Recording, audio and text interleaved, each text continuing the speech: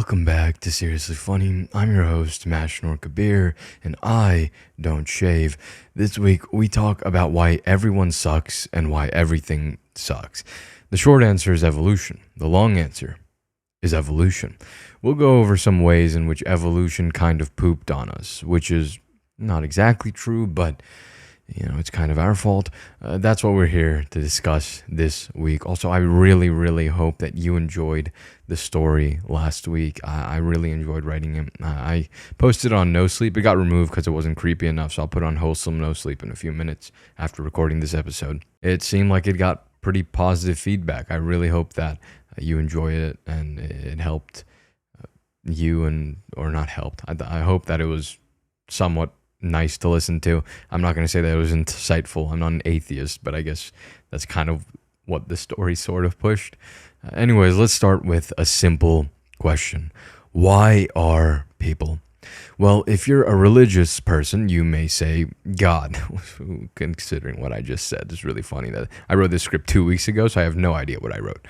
But if you have any faith in science, you'll say magic or bacteria, depending on how you feel on that day. Whether humans started as sludge on the face of the planet or came up from apes, evolution is the general answer that we're going for here in this episode, titled Something About Evolution. It might be titled Something About the Purpose of Life. Don't know. Depends on how I feel. Makes enough sense that that's the angle that we come from.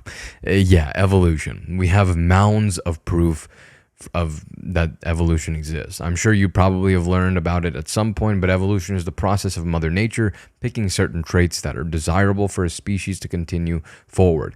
Desirable being defined as makes surviving easier and or better. Survival is the point of evolution. You've heard survival of the fittest, you've heard natural selection. It's all about what will let a species survive better. And if you can't do it, then you go extinct. Rest in peace, dodo bird. Or, something bad happens that Mother Nature didn't really account for, like an asteroid destroying all of the dinosaurs. Very sad. The most common examples are giraffes' neck getting bigger or getting longer so they can reach stuff higher on trees, or the Galapagos Islands, which is where Darwin thought up his natural selection theory, which I don't completely understand the story of how we got there, but he somehow made the claim, and it's pretty true. The Galapagos Island, there was some sort of like lizard things that evolved like separately because it's an island. I don't know, it's weird. Giraffes make so much more sense to me. Natural selection is saying that the members of the species that survive longer are the ones that propagate their traits more readily. Basically, nature's way of saying if you suck, you die. Get better. Forehead.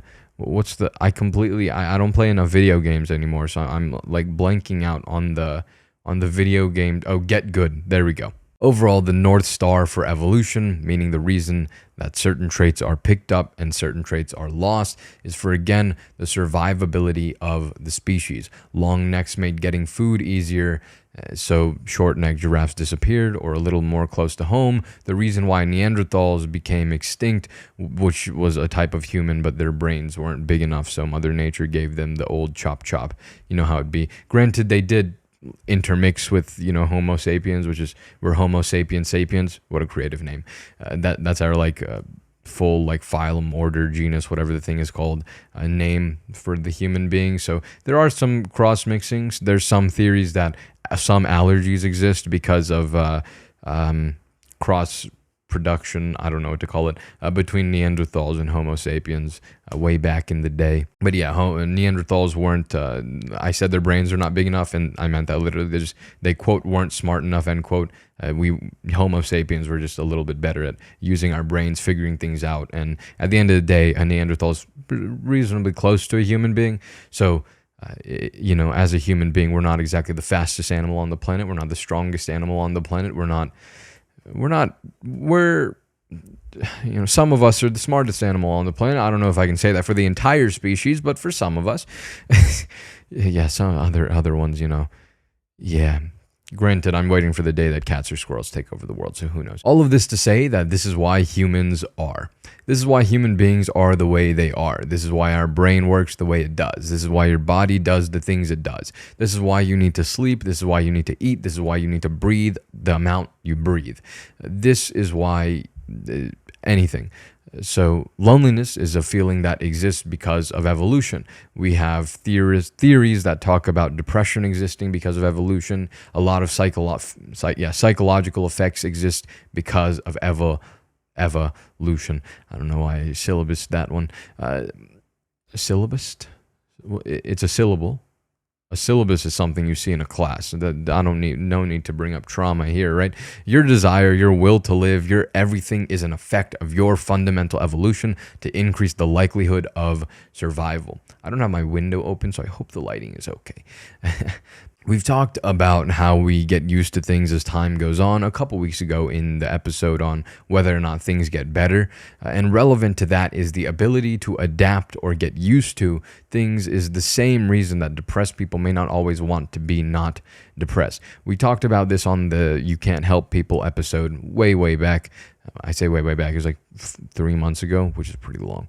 But when you forget how you used to feel, you're afraid of going back because it's like jumping into the ocean at night. You simply don't know what's there, and there's a primal instinct preventing you from taking the plunge. It's why humans are resistant to change. We change if something doesn't work. But when it works, even just a little bit, then we stay there, especially if we failed a lot of times trying to get to the point where it works, even just a little bit. And that makes sense, right? If it works, it's way less risky to try to make it better because then it might fail again.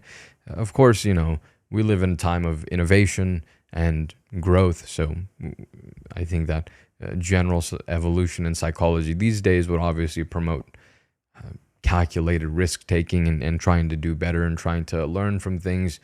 But our evolution doesn't do that. If you can survive from a tiger for sure with this one method, there's no reason to try to find a better method. Now, we've said that the point of evolution is to make surviving easier.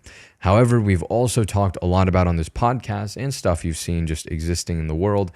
But the way we stress, the way we feel anxiety, the things that make us depressed, our feelings of loneliness, etc., all of these things make our lives significantly worse. Moreover, these things actually decrease our lifespans now. I've shown you how some research, you've seen it yourself, and you can probably tell without too much science that being stressed all the time isn't exactly good for your ability to live a long and fruitful existence. So what happened here, right? With all of this evolution, what happened? Why has it been that stress was like, why did Mother Nature give us stress if it's killing us now? It's like making survivability go lower. So that's our question. And there's a really simple answer. We changed significantly. We, society, human beings, so society really, changed significantly faster than Mother Nature has. Generally, evolution, something like a giraffe's neck getting longer, that sort of biological species change takes quite a while for Mother Nature to do.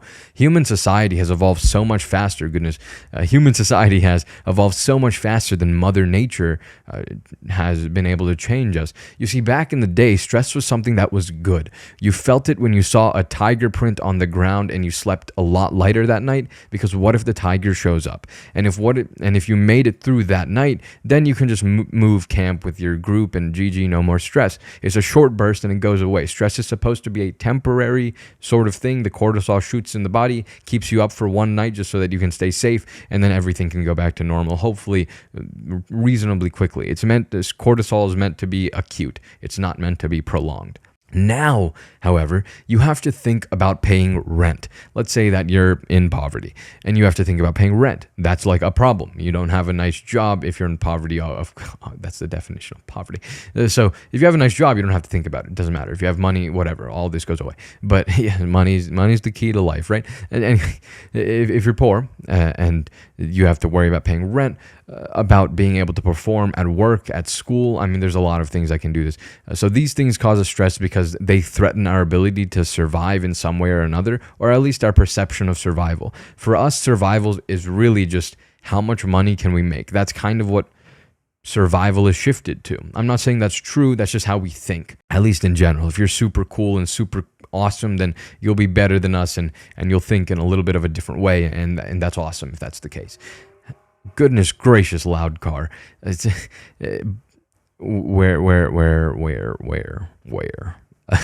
So things like passing a test at school or doing well at a project at work, this causes us stress because we know that that's what we need to, get money so that we can not have to worry about paying rent later. So you can be stressed out. And so these stresses, like, paying rent, work, school, so many other things, these stresses last a lot longer. You can be stressed about a class for an entire semester. So, or if you have a project at work, you can be stressed about the project at work until the project is done, until like the final exam is done for a class. You can be stressed about it the entire way through.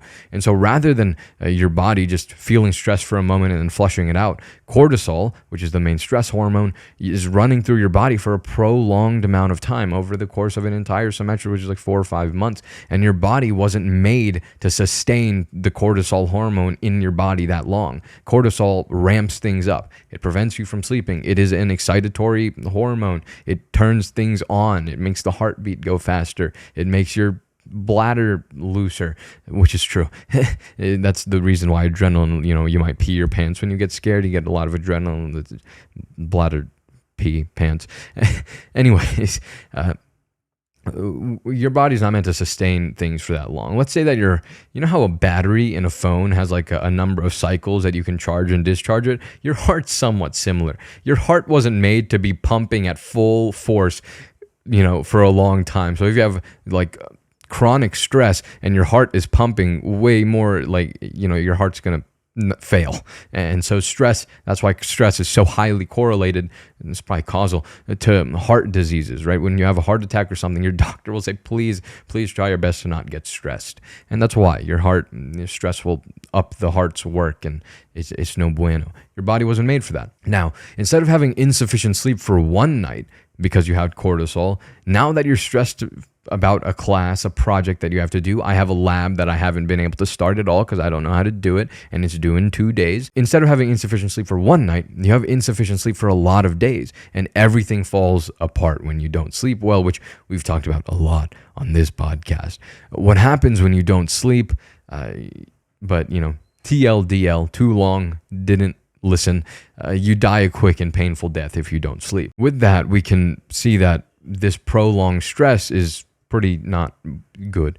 So society has overall progressed at a speed that Mother Nature wasn't prepared for. So the systems that were once in place to protect us have now begun to harm us. And this is incredibly sad because it's not evolution's fault. It had good intentions. It does have good intentions. It's not our fault. We were simply trying to do our best and, make air conditioning, which, I wish that worked in my room, god dang son.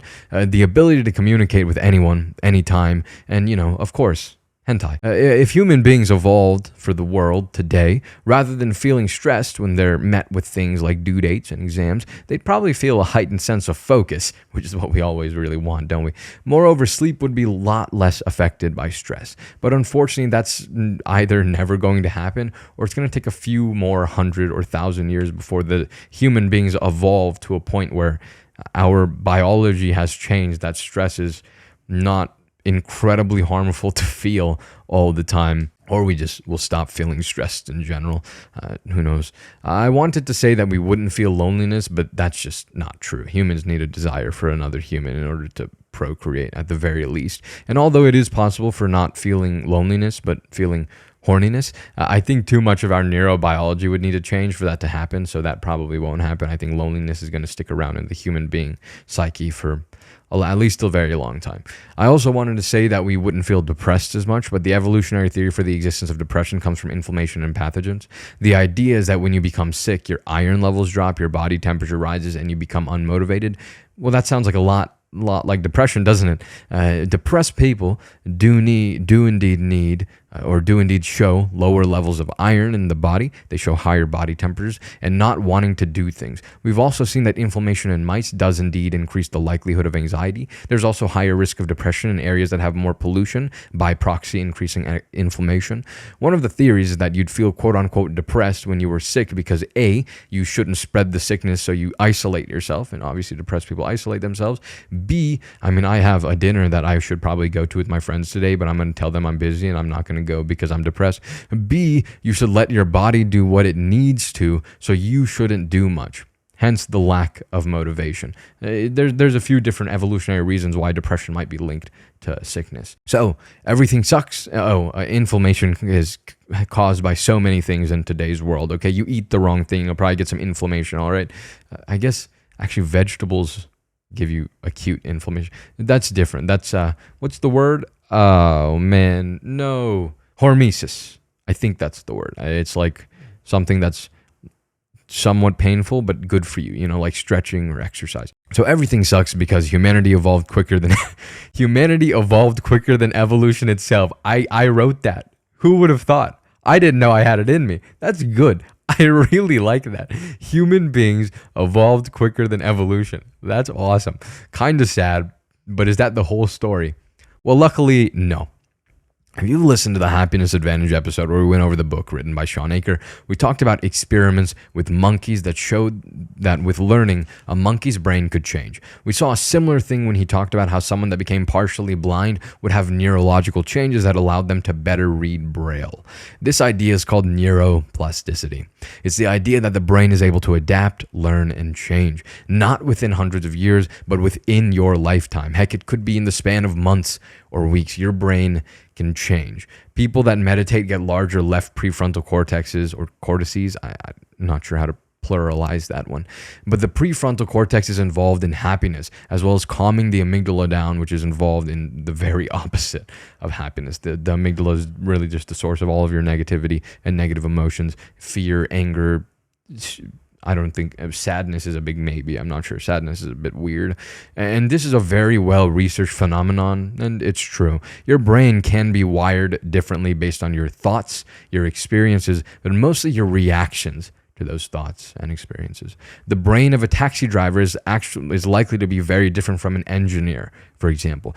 Taxi drivers need to memorize roads and whatnot, so they have big hippocampuses, which is like the spatial memorization of the brain. And engineers need to think more, so they probably have larger frontal lobes, which is, the whole thinking part of the brain. I don't know about the engineer thing, but I do know that cabbies in England have larger hippocampuses than taxi drivers in America, since the roads in England have no rhyme or reason, but in America we have a really smart grid system to our roads. Granted, in Europe you could just walk, which I think is really, really, really, really, really cool. You ever seen the architecture and the infrastructure in Europe? It's made for walking. I think it's so cool and so awesome. I hate driving. I want to go to Europe now.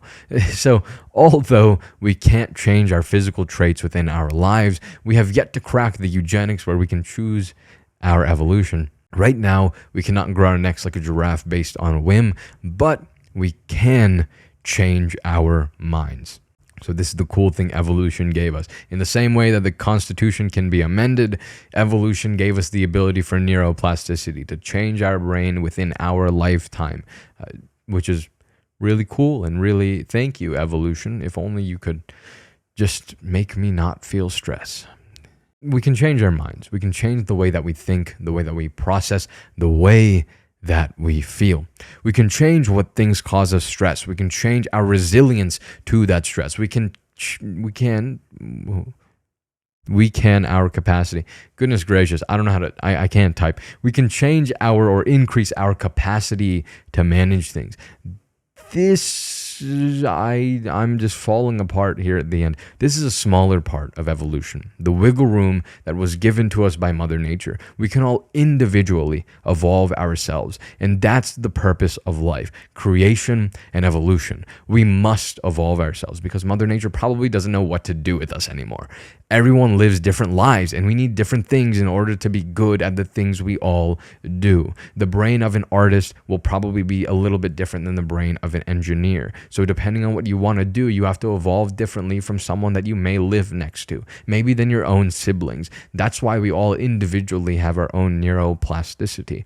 I don't know why I said it like that. This podcast talks a lot about those things. How do we be less stressed? How do we react to things better? How do we be happy with the cards that we've been dealt? But this episode, I think, is going to help you understand why it seems our minds and bodies just want to make us suffer. It's because they simply aren't updated for the times. They're old technologies trying to be pushed further and further into a box that they were not designed for. This is one of those really, really good episodes. Every now and then I have a topic idea and a script that I think is just really nice and well put together. I think this one was a solid 7 or 8 out of 10. I'm reasonably satisfied with this one.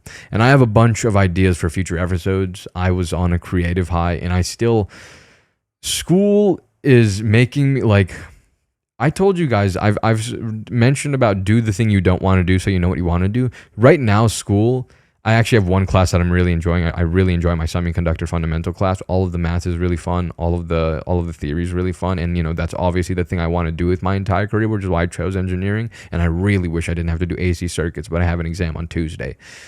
And the lab that I have due that I haven't started. I tried to start, but I had to erase everything I did 4 times, 5 times, maybe 6. And so I gave up. Granted, I was on a creative high, and being in college in the past, after making YouTube videos over the last summer, I really just want to make more stuff. That's what I want to do. Of course, working as an engineer would be cool. I have an interview on Thursday with TI. Hopefully that'll go well. But yeah, I don't know, man. I just want to make more stuff. That story I made last week, I didn't even make the story last week. I made that story like 2 weeks ago, but it came out last week. That story and everything, it was just, it was so fun and fulfilling to write that and edit it and all the sound design and whatnot. It's not as great as the Dark Somnium, but it was good. I'm thinking that my narration channel name, it might just be MK. Just initials, and then I can sign off with M or whatnot. I was thinking Stories in the Dark, but I don't know. The Dark Somnium, Mr. Creeps, Mr. Creepypasta, Vidith 22, like their names are like character names, and so I was thinking about just attaching it to like Mashnor Narrates or Mash Narrates or something, but I think I'm gonna make a channel, by the way, of just narrations. Some of them will be original stories, hopefully, that I'll write, and others will just be I'll message authors on Reddit and whatnot and get permission and narrate their stories. So hopefully that'll happen. And I think I'm gonna go with MK, just MK, and hope that I have to go look how many other people have that name, but I think that's what I'm gonna go for. Anyways, you heard the story last week. I really, really hope you've enjoyed. I haven't watched anime in like 2 weeks, which kind of sucks. But and music wise, there's a song called I Hate Her Boyfriend's Face, which is actually really good.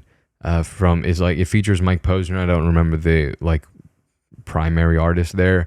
And then Western State dropped a new single titled Drown, which is amazing. And Eden dropped a new album, ICMY or ICYMY or something. Really good. It's really good. A lot better than No Future in my opinion. I wasn't that big a fan of No Future, so this one's pretty solid. And that's all for this episode of Seriously Funny. Thank you so much for listening to this one. Please leave a review on whatever platform you're listening on or watching on. I will talk at you next week. Much love. We'll update the software together. Peace.